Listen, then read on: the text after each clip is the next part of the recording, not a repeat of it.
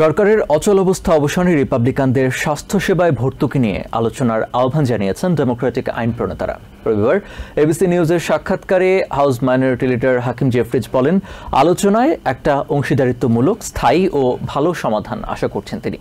Democratic senator mark কেলি বলেছেন, এ সপ্তাহে আলোচনা শুরু হলে শাটডাউন শেষ হতে পারে। তিনি মনে করেন, আমেরিকা ইউক্রেনকে টমাহক ক্ষেপণাস্ত্র দিতে চাইলেও ট্রাম্প পুতিন ফোনালাপের পর সে উদ্যোগ বন্ধ হয়ে গেছে। অন্যদিকে ভেনেজুয়েলার নৌযানের বিরুদ্ধে সামরিক পদক্ষেপের বৈধতা নিয়েও উদ্বেগ জানান কেলি। দেশের ইতিহাসে তৃতীয় দীর্ঘতম অচল অবস্থা পার করছে ফেডারেল সরকার।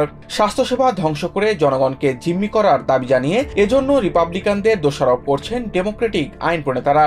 সরকার চালু করার বিনিময়ে রিপাবলিকানরা স্বাস্থ্যসেবা সংক্রান্ত ভোটে ডেমোক্রেটদের সমর্থন দেওয়ার প্রস্তাব দিলেও তা প্রত্যাখ্যান করেছেন হাউস মাইনরিটি লিডার হাকিম জেফ্রিজ। তিনি বলেন, ডেমোক্রেটরা তাড়াহুড়োর বিনিময়ে শুধু একটি চুক্তি নয়, বরং এমন একটি দ্বিদলীয় সমাধানে যেতে চায় যা স্থায়ীভাবে নাগরিকদের জীবনকে উন্নত করবে।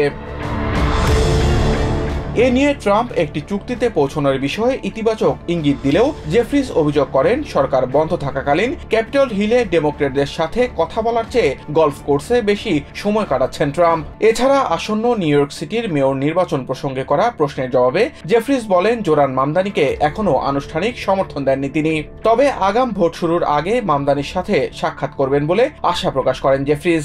অন্যদিকে ডেমোক্রেটিক সেনেটর মার্ক কেলি বলছেন, রিপাবলিকানরা ঠিকমতো আলোচনায় বসলে চলতি সপ্তাহেই শেষ হতে পারে গভর্নমেন্ট শাটডাউন।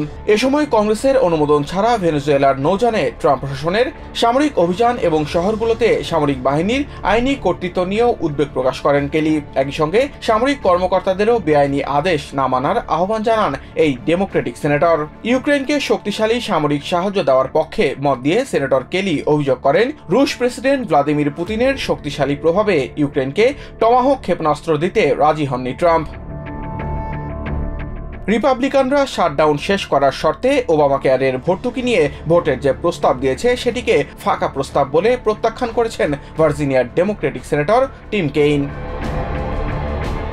তিনি জোর দিয়ে বলেন, স্বাস্থ্যসেবায় খরচ বৃদ্ধি ঠেকাতে এবং চুক্তির প্রতি সব পক্ষের সম্মান নিশ্চিত করতে একটি সত্যিকারের আলোচনার প্রয়োজন।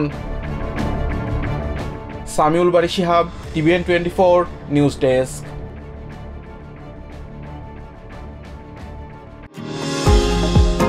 নিউ ইয়র্ক থেকে সম্প্রচারিত টিভিএন 24 টেলিভিশন বিশ্বজুড়ে বাঙালির কণ্ঠস্বর।